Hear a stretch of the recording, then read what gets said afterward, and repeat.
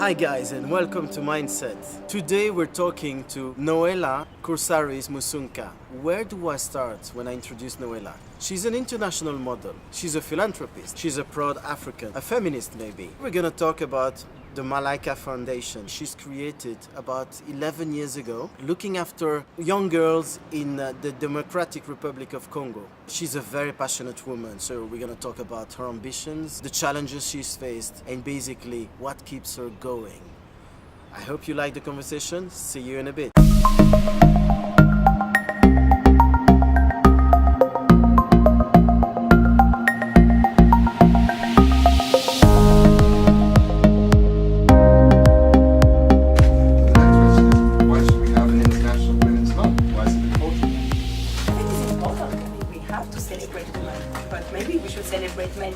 I'm a mother of a boy and a daughter, and I need to educate my kids equally. So I'm definitely a feminist. I'm all for girls' education, and we know in Africa there's a big gap, and even salaries for men and women are different. We don't have enough women in every kind of role in society in Africa and in the world.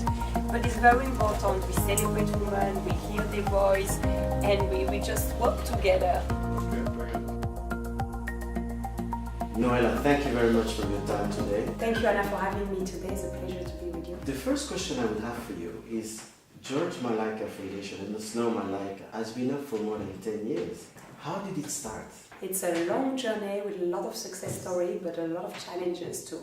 You have to understand the amount of work of everyone in the team to make happen this, and working in a country where there's a lot of challenges, economic challenges, political challenges, and a lot of emotions. To run programs like Malaika, it's very, very intense. And you really have to think where you're going to be focused. And where is your focus? You just need to stick on it. What was your first fundraising event like? To tell us the path of Malaika, the first year we maybe raised $8,000. The second year we maybe raised $40,000. And then we grow. But the success of fundraising is to be transparent, to really have a program that people really see it's existing. And as a leader, it's very important to understand that you have to say no. Talking about the girls, there's 280 of them now? Yes. Can you tell us about one story maybe that you find really inspiring? Few stories I will tell you. Miriam, we're really strict on absence sheet because when the school is open they have the nutrition program. But when it's holiday, after the holiday they will come back very unhealthy. So we decided between holidays we will do a lot of activities. But Christmas we have to close the school for a few days. So the time the family called us of Miriam, and we went to see her, or the local staff went to see her house, and she died. She was 6 years old, and at this time my son was 6 years old. She has a high level of high level fever that brings to the malaria. And to have lost our first student for a illness that we could have helped, and because of the lack of access to quality hospital and health in the village and in a lot of places in Africa and in Congo, it was very, very tragic. And we decided on a memory we will set up a student health center at our school. We will inaugurate this year in her memory. We have Lauriane, that is an unbelievable story. She came to New York. She's probably one of the best students in the school. I was reading an article about a gentleman that at 3 years old was between death and life. At 8 years old, he couldn't really read. And he did Cambridge University, he did Harvard, teaching at Harvard University. And I read the story, and actually he's from Congo. So I reached to him, and I said to him, can you please help our school with the new methodologies, new ideas, how we can strengthen our STEM program?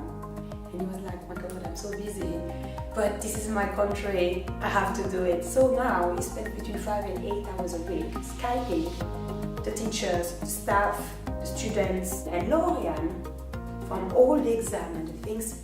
She's one of the top students, and from Jonathan inside, he thinks that she has the potential to do an amazing university. Talking about this environment, Noella, I know you're mixed race, educated partially in the US as well. A lot of places, Belgium, London, Switzerland, New York, everywhere. What brings you back to Africa? I see that passion for Africa in you. Where is that fire coming? You know what? My dad died at 5 years old. My mom didn't have any resources to keep me, so she was in a very poor condition, so she decided to give me away. And I was the only child. At the time I was very upset with my mom, but now that I'm a mother of 2 children, I understand the sacrifice she did to lose a husband, to lose me, to lose everything, to give me a chance of education. I have a very tough childhood, but I think that's what made me very strong and very determined. And I didn't grow up with the love of Africa because nobody really teach me about Congo or Africa. But what the link was, it was that my mother was in Congo. And one day I want to give back to women a place in the society.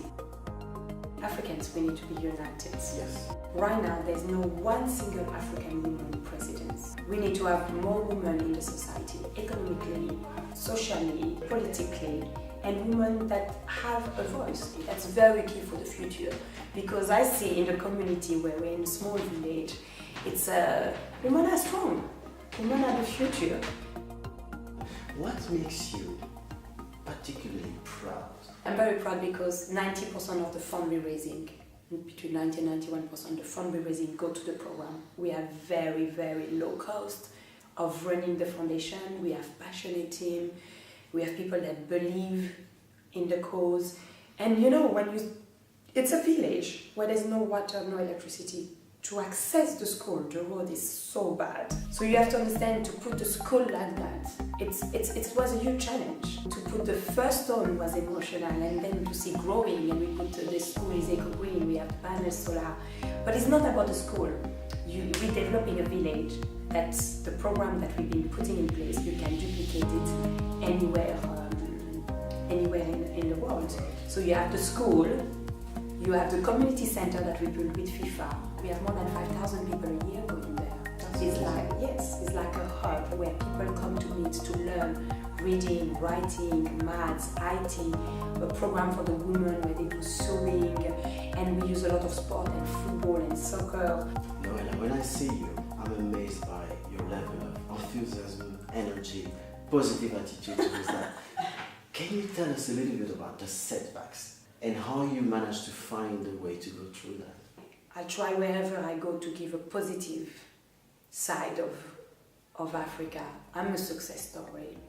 And when I go to a panel or a discussion, we are Africans, we are the solution for our continent. And we need to change this narrative.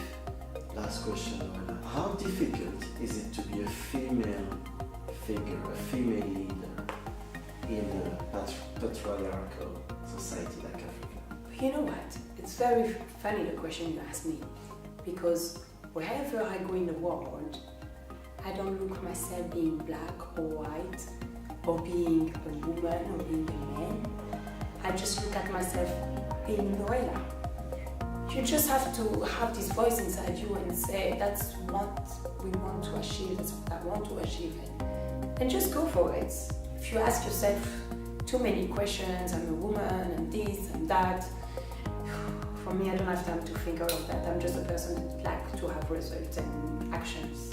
And go please have a look to malaika.org website, and I encourage everybody to come to see our school, to come to volunteer at our school, to sponsor our students, or sponsor the food program at the school.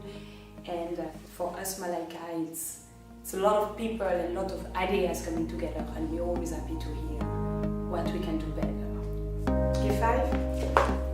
Well, thank you very much.